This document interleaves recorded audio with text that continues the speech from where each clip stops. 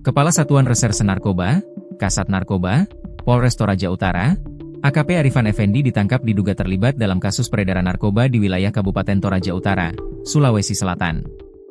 Ia ditangkap bersama seorang personel berinisial N yang menjabat sebagai kanit. Di situs LHKPN KPK yang ditelusuri tribun-timur.com, Minggu, 22 Februari 2026, AKP Arifan Effendi terakhir kali melaporkan kekayaannya pada periode 32 Desember 2025. Berstatus sebagai perwira kepolisian dan saat ini menjabat Kasat Res Narkoba, kekayaan AKP Arifan Effendi terbilang tak begitu mencolok.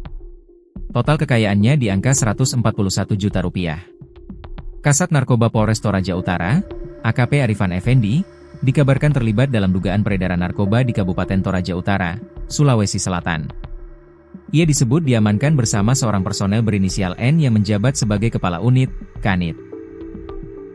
Kasus yang menyeret namanya bermula dari pengungkapan peredaran narkoba oleh Polres Tanah Toraja. Dalam operasi tersebut, aparat lebih dulu mengamankan seorang pria berinisial Ed alias O dengan barang bukti sabu seberat 100 gram.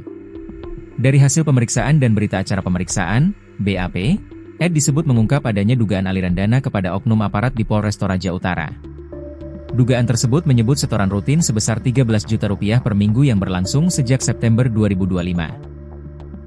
Nama AKP Arifan Effendi kemudian mencuat dalam pusaran informasi tersebut. Kapolres Toraja Utara, AKBP Stepanus Lukito, mengatakan anak buahnya yang menjabat Kasat Narkoba, AKP Arifan Effendi masih berstatus terperiksa. Artinya, AKP Arifan dan seorang anggota Polres Toraja Utara lainnya belum menjadi tersangka terkait kasus narkoba. Keduanya masih berstatus terperiksa atau terduga pelanggaran kode etik atas dugaan keterlibatan dalam peredaran narkoba, ujar AKBP Stepanus, Minggu, 22 Februari 2026, malam, dikutip tribuntoraja.com.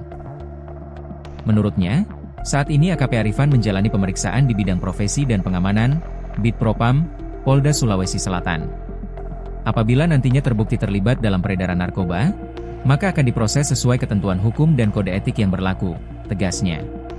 Saat ini, AKP Arifan dan N dilaporkan ditahan di Mapolda Sulsel, Jalan Perintis Kemerdekaan, Kota Makassar. Kepala Seksi Propam Polda Sulsel, Kombes Zulham Effendi, membenarkan kabar tersebut, Minggu sore, 22 Februari 2026.